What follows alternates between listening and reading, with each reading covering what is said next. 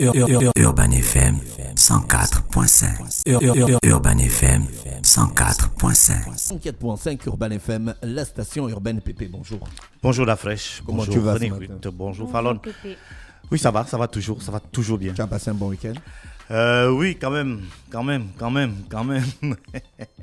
Et je dis quand même parce que bon, on va le développer tout à l'heure, mais on est passé à côté d'un petit exploit. Bon? Oui, Avec les les Panthères. Panthères, oui. Qu'est-ce qui s'est passé? Moi, je comprends pas. On a gagné le match, non? Voilà, on a gagné le match. Mais tu m'avais dit Et que si tu te rappelles, tu avais pris beaucoup de. Attends, mon cahier. Voilà, donc D'accord, dans mon cahier, il fallait. l'Égypte devait perdre 2 matchs. Voilà. Dans son premier match face à l'Angola, l'Égypte devait perdre. Enfin, le premier point, ça devait être que L'Égypte le devait Gabon perdre gagne. 2 matchs. Non, d'abord, Non, le premier point, c'est que le Gabon devait gagne. taper la Libye. Voilà, ce qui a été fait. L'Égypte devait perdre contre l'Angola. Voilà. Et l'Égypte devait perdre contre le Gabon. Oui. Mais dès que si la première option n'a pas été, on va dire quoi, validée, le reste n'a plus d'importance. Ça veut dire que dès que l'Égypte n'a pas perdu face à l'Angola, l'Égypte s'est qualifiée d'office. Mais donc là, c'est pas la faute du Gabon. Non, c'est la faute du Gabon.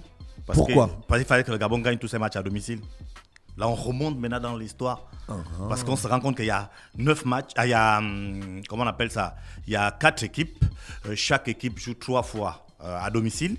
Et les matchs, souvent, les gens font le plein des points à domicile. Ce qui nous a aidé, notamment lors de les éliminatoires de la Coupe d'Afrique des Nations. On a gagné tous nos matchs à domicile. Donc, ça nous a fait 9 points. Et on a fait match nul à l'extérieur. On a eu 10 points. Avec 10 points, on était qualifiés. Donc, cette fois-ci, on n'a pas gagné tous nos matchs à domicile. Du coup, au lieu d'avoir 9 points, on s'est retrouvé avec 7 points à domicile. Ça fait en sorte qu'on se retrouve très loin. L'Égypte a gagné tous ses matchs à domicile. Bon, il y aura un match. Donc, il faut faire Leur prochain match, c'est contre le Gabon. contre le Gabon. À domicile. À domicile, en Égypte, à Alexandrie. Donc, tu vois que. Donc, ça a même été- si on les tape 4-0, Même si on gagne 10-0, c'est en termes de points. On a 7 points, l'Égypte à 11 points. Et un match gagné, c'est 3 points.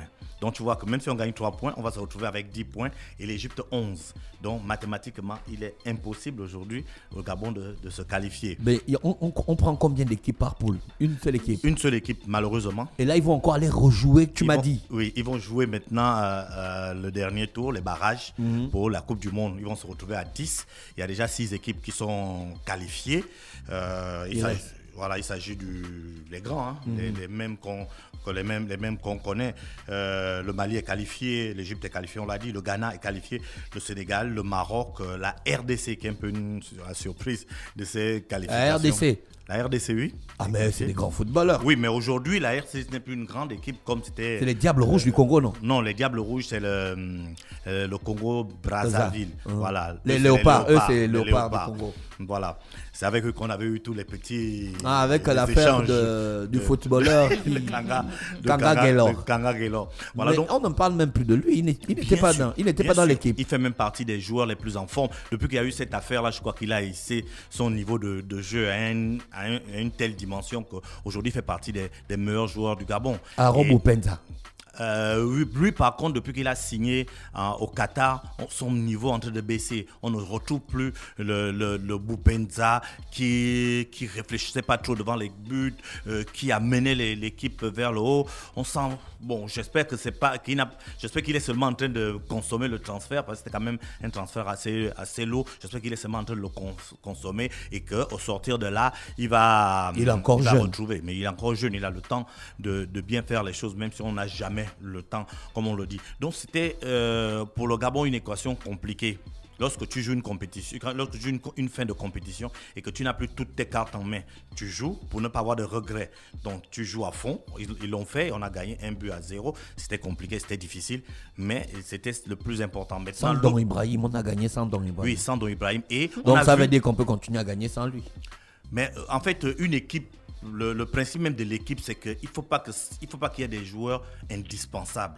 Que ça soit Pierre-Emerick, aussi, on se rappelle, il y a plusieurs fois, il ne venait pas en équipe nationale pour une raison ou pour une autre. On gagnait certains matchs, on perdait des matchs. Donc il ne faut pas que l'équipe aujourd'hui se focalise sur un joueur, même si, comme je le disais la dernière fois, depuis les éliminatoires, pour moi, c'était le meilleur joueur. On arrive à se passer de notre meilleur joueur et on gagne. Donc c'est pour dire que le concept même d'équipe doit prévaloir pour passer des caps. Parce que si on se focalise sur le fait que notre meilleur joueur, il faut qu'il soit là, il faut qu'il soit là, le joueur qui n'est pas là, vous n'êtes pas préparé à ce qu'il ne soit pas là, vous allez perdre. Et l'absence de Ndo Ibrahim nous a fait par contre redécouvrir des joueurs, des nouveaux joueurs, des jeunes, notamment Alex Mouketou, qui joue à Chypre, mais qui a fait un gros match en milieu de terrain. Oui. Chypre, c'est une île au large de la Turquie. Voilà, non loin de la Grèce aussi, je crois. Ouais. Quelque chose comme ça, ceux qu'on dit sont aux portes de l'Europe. Donc, il joue à Chypre. Il était déjà avec les U20, dont les moins de 20 ans, il y a de cela quelques années, avant le Covid. On a vu son potentiel en tant que défenseur central. On a vu un joueur qui était assez calme, un joueur qui avait la relance sûre, qui avait les interventions sûres. Donc, pour les observateurs du sport, du football gabonais notamment, on voyait en cet enfant le successeur logique de Ekwele Manga. Maintenant, depuis qu'il est en sélection nationale, il joue en milieu de terrain. Il est venu, on a découvert un Alex Mouketou buteur. On ne le connaissait pas buteur. Et maintenant, aujourd'hui, on a trouvé... C'est lui qui a marqué. Non, il avait marqué face à la RDC. D'accord. Et là, aujourd'hui, on a vu un joueur qui est calme en milieu de terrain, qui arrive à dribbler, on va faire quoi? À faire changer le jeu de côté, à aérer le jeu, comme on dit. C'était vraiment un joueur qui a un gros potentiel et... Bon, comme on dit, à quelque chose de malheur est bon. L'absence de Ndo Ibrahim nous a fait découvrir cet enfant-là qui a un gros potentiel et on espère que pour les matchs à venir, c'est un élément déjà sûr et il pourra continuer à progresser. Notamment le dernier match face à l'Égypte, ce sera l'occasion pour le sélectionneur national où il y aura beaucoup d'absents déjà pour blessures, pour simple choix de coach qui ne pourront pas être là. On sait que par exemple Lemina et Obissa sont blessés, ils ne pourront pas être là. Lemina s'est blessé pendant le match. Oui. Kopoko. Il a eu chaud sur les réseaux sociaux. Kopoko ne va pas être là. Que Pierre-Emerick ne va peut-être pas jouer. Donc ce sera l'occasion pour faire aussi faire jouer ceux qu'on appelle les éternels remplaçants qui vont pouvoir démontrer ce qu'ils ont à faire. Parce qu'au-delà du simple match, on parlait en off où on disait que c'était un match sans enjeu. C'est un match sans enjeu comptable en tant que tel. Mais il y a des points FIFA dans les classements qu'on peut gagner en faisant un bon résultat en Égypte. Il y a aussi le fait qu'on a la Coupe d'Afrique des Nations qui arrive et on a besoin d'avoir une certaine, le staff technique a besoin d'avoir une certaine lisibilité pour les éventuels changements. Donc c'est l'occasion de faire jouer ces jeunes, de faire jouer ces joueurs qui n'ont pas souvent de temps de jeu. De ton observation, tu penses qu'on a un bon collectif en ce moment et qu'on peut faire quelque chose à la CAN? On peut faire quelque chose à la CAN. Malheureusement, notre équipe... je ne sais pas comment on peut expliquer ça, joue en dents de scie. Ça veut dire que tu trouves un groupe soudé, uni, comme lors de ce match face à la Libye. Tu vois le même groupe avec pratiquement les mêmes joueurs désunis face à la RDC au match aller. Donc c'est une équipe qui n'a pas encore une réelle stabilité sur le plan psychologique. Parce que sur le plan technique, on connaît le niveau de notre équipe, on a un bon potentiel sur le plan technique. Maintenant sur le plan psychologique, on encaisse beaucoup de buts dans les fins du match. Ça veut dire qu'on n'est pas sûr souvent de nous. On n'est pas serein vers la fin du match. Si tu vois le match contre la Libye, le premier match des éliminatoires de la Coupe du Monde, on prend les 2 buts alors qu'on mène, on prend 2 buts, donc on n'arrive pas à gérer le score. Face à l'Égypte, c'est même là, c'est carrément j'ai envie de dire la catastrophe parce qu'on mène 1-0 et puis les 2 dernières minutes, on vient prendre un but. Contre la RDC au match aller, c'est la même chose, on prend des buts en fin de match. Donc on n'a pas encore cette capacité de gérer les émotions, de gérer le score pour pouvoir être une grande nation. Parce qu'une grande nation, c'est ça. Parce qu'un match de foot, c'est 90 minutes. Il faut, pendant 90 minutes, être concentré, être réactif et pouvoir, si on a réussi à marquer, parce qu'on le fait souvent, pouvoir gérer ses scores. Et à ce niveau, on a encore un gros problème. Si on arrive à régler ce problème d'ici le début de la Coupe d'Afrique des Nations, qui est dans à peu près 2 mois, on pourra prétendre, pour moi, un minimum à une demi-finale et pourquoi pas aller plus loin. Mais pour cela, il faut garder les émotions. Ce dernier match face à l'Égypte va nous permettre de voir réellement quel est notre niveau sans tous ces habituels titulaire et on espère vraiment que ça va marcher. Le match c'est demain, ce sera à Alexandrie et on va donc tous avoir les yeux rivés de ce côté. Et je le disais au début, on est passé à côté d'un exploit parce que après notre match, tout le monde était focalisé sur le match de l'Angola-Égypte et l'Angola après 40 minutes de jeu menait 2-0. Tu vois que l'espoir était là. Si le match s'arrêtait à ce moment-là, le Gabon était qualifié. Le Gabon était pas qualifié, mais le Gabon reprenait son destin entre ses mains. Maintenant, l'Égypte est revenue à 2-1. Mohamed Salah a joué. Bien sûr, il a joué. D'ailleurs, pendant ce match-là, il y a eu beaucoup d'interruptions de jeu où des gens dans le public partaient, rentraient dans le stade pour venir faire un selfie avec Mohamed Salah. Avec Mohamed Salah, c'était assez impressionnant. Mais il fait partie des plus grands joueurs du monde en ce moment. Bien sûr. Il taloche tous les jours. Cristiano Ronaldo en a marre. Il veut partir là. Liverpool, ils appuient tout le temps Manchester. C'est pas possible. Non, mais là, c'est quand même. Là, c'est abusé. Hein? Là, c'est fort. Non seulement on vous bat, mais on vous bat avec la manière. Il pouvait même gagner 6-7-0 que personne n'allait crier au scandale. Donc, lors de ce match, il y a eu beaucoup d'interruptions où quelqu'un sort du public, réussit à dribbler la sécurité pour venir prendre en plein match un selfie avec Mohamed Salah. Donc c'était assez impressionnant.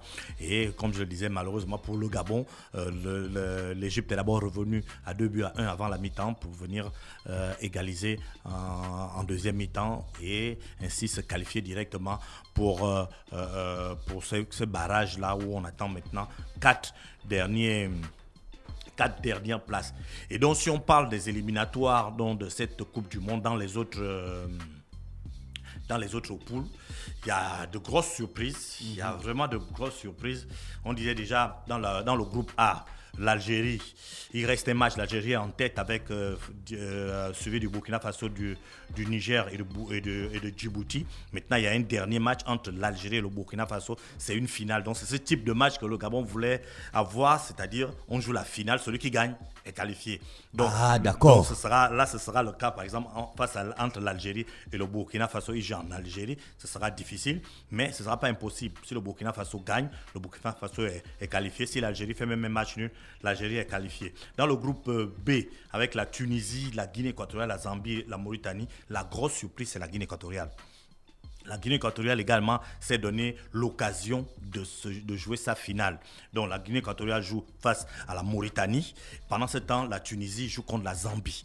La Guinée équatoriale, si la Guinée équatoriale tape la Mauritanie. Si la Guinée équatoriale tape la Mauritanie, il faut voir le score de l'autre côté aussi. Ça veut dire que s'il y a les deux peuvent gagner. Les deux ont le même nombre de points. Il va falloir maintenant gagner avec le plus grand nombre de buts possible. Tu vois, non? Donc, la Tunisie a 10 points.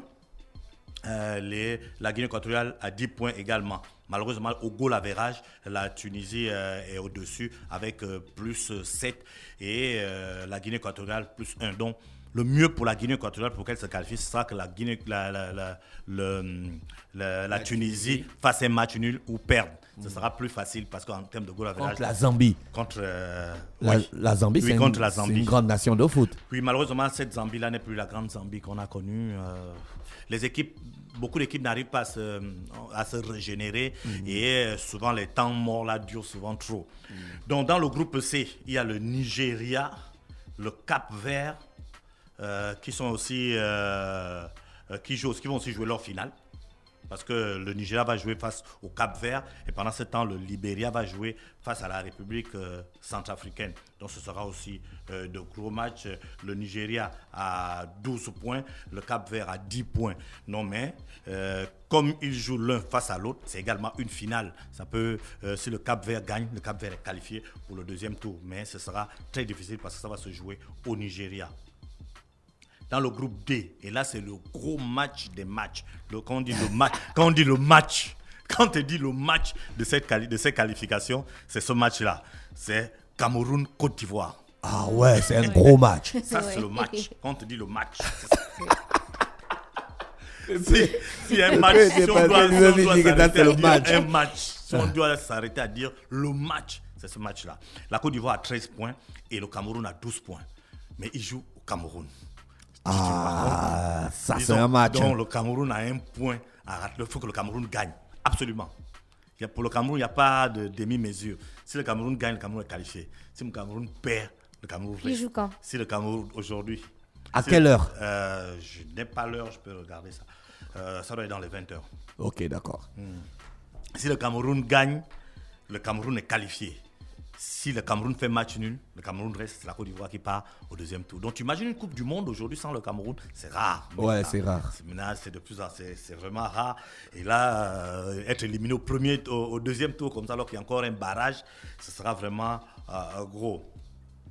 Il y a le Mali qui est déjà qualifié, qui était donc face à l'Ouganda, au Kenya et au Rwanda. Et le Mali, c'est une équipe qui est assez jeune. Ils ont beaucoup de jeunes joueurs. Ce n'est pas des grands joueurs, mais ils ont un groupe. Ils ont une équipe assez homogène. Et petit à petit, ils sont en train de faire leur petit bonhomme de chemin, comme on dit. Bon, l'Égypte, on le disait, dans le groupe F est déjà qualifié.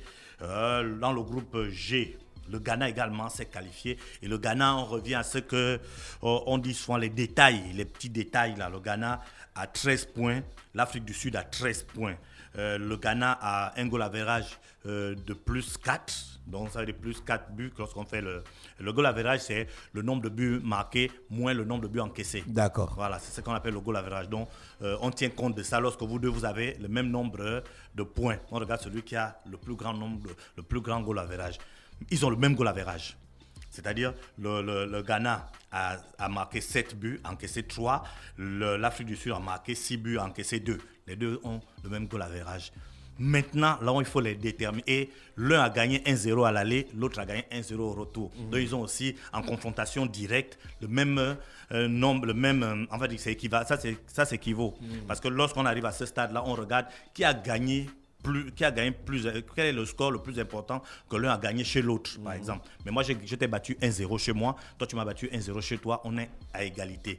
Où le Ghana vient être au-dessus de l'Afrique du Sud, c'est le nombre de buts marqués.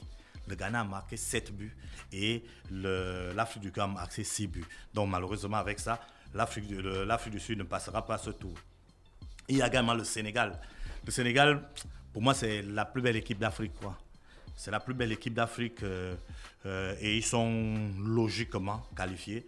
D'Afrique, quand tu vois l'effectif du Sénégal, je crois que même en Europe, on peut envier un tel effectif. Tu vois un gardien de but qui est le gardien titulaire de Chelsea et qui est peut-être aujourd'hui le meilleur gardien d'Europe. Quand tu vois, tu as Kalidou Fadiga qui est le capitaine de Naples. Fadiga joue encore? Non, pas le Fadiga. On connaissait. On connaissait pas la. Ça, c'est un nouveau. Hein. Oui, ça, c'est c'est pas un nouveau, mais c'est Kalidou, c'est le défenseur central de Naples. Tu vois, tu as des joueurs comme Abdou Diallo qui joue à Paris Saint-Germain. Tu as des joueurs qui jouent à Betis de Séville comme Youssouf Sabali. Donc, c'est une équipe. Idrissa Gueye qui joue à Paris Saint-Germain. Franck Kounaté qui joue à Bruges. Ils ont des joueurs qui jouent à Leicester. Donc, c'est une équipe qui a des joueurs à tous les niveaux. Tu as Sadio Mané qu'on ne présente plus, mais autour de Sadio Mané, il y a aussi des jeunes. Il y a Ismaïla Sarr qui a marqué d'abord les deux derniers buts de cette équipe. Ils ont une équipe avec des grands joueurs à tous les postes. Donc pour moi, si le Sénégal n'arrive pas en Coupe du Monde, ce sera vraiment, vraiment une catastrophe. On attend maintenant ce qui va se passer au deuxième tour, plus que le Sénégal, comme le Maroc, comme la RDC, comme le Ghana, comme l'Égypte et comme le Mali est qualifié pour ce deuxième tour. On va donc attendre impatiemment pour que les derniers matchs aujourd'hui et demain se jouent et à la fin, le tirage au sort pour donc savoir les 5 équipes qui vont représenter l'Afrique pour la prochaine Coupe du Monde qui va se jouer au Qatar en 2022. Merci Pépé qui revenait avec le sport ce matin sur les 104.5 Urban FM, la station urbaine dans le Da Fresh Morning. Urban FM 104.5.